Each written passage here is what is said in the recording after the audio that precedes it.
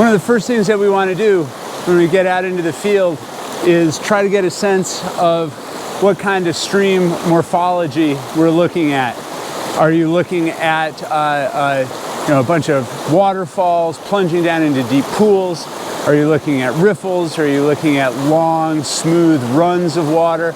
Or are you looking at something like what we have here flowing down the side of Mount Riga, a nice steep cascade? You can see from where I'm standing all the way up here down towards you, the water moving at a good rate of speed and at a good depth. Really pretty turbulent throughout. Some nice tongues of water that I'm walking through here right now, trying to keep my balance. Flowing over a bottom of cobbles, boulders. Occasionally plunging down over some more resistant bedrock, larger boulders, kind of form somewhat deeper pools, but not very substantial pools in size. Really, this whole stretch that I'm walking along here right now is one continuous cascade of uniform slope, uniform depth, uniform substrate, challenging environment for organisms to find themselves some habitat where they can hold water moving quickly through here, very little woody debris, very little sea palm retention.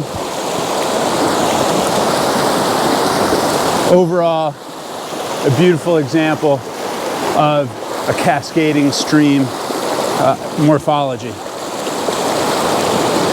We're going to move upstream in a little bit to find ourselves in a portion of WachoChannelTypes Brook that's more of a classic high gradient step pool stream form.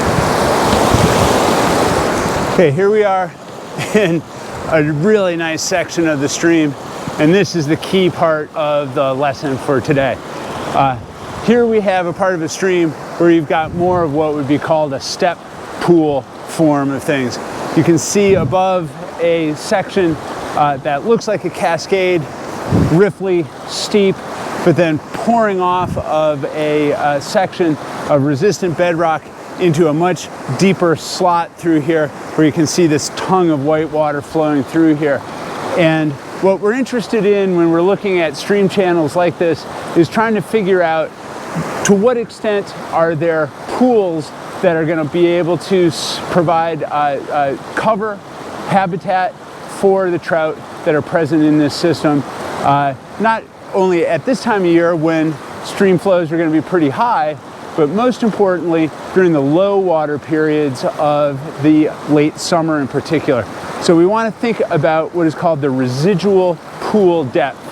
In order to figure out the residual pool depth, we're not really interested in how deep the pool is right now. What we're interested in is how deep this pool may be when the water is at its lowest point in the springtime or in the summertime. In order to think about that, we need to work up here and try to find the depth of the water at the deepest point, and we want to find the depth of the water at the pour-off point. And the difference between those two elevations minus the current water depth is going to give us a sense of what the residual pool depth is.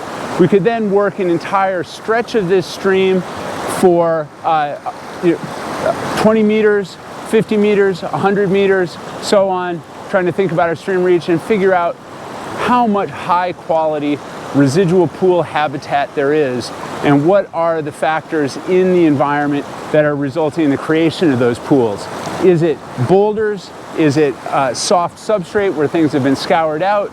Is it large woody debris, logs that have fallen into the stream? So let me walk up here, see how deep this is, and we'll try to get a measurement of the pool depth at its deepest point. We'll try to get a measurement of the pool depth at the pour-off point. We'll measure the current water height here, and we'll do a little bit of math to figure out the size of this residual pool.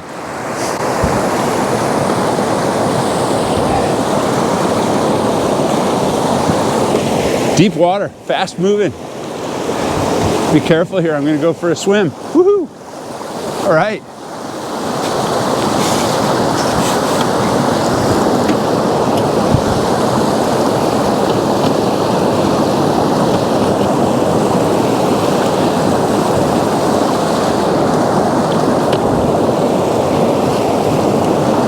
So where I'm wading here, there's some pretty good sized boulders that are resistant to further erosion, further movement.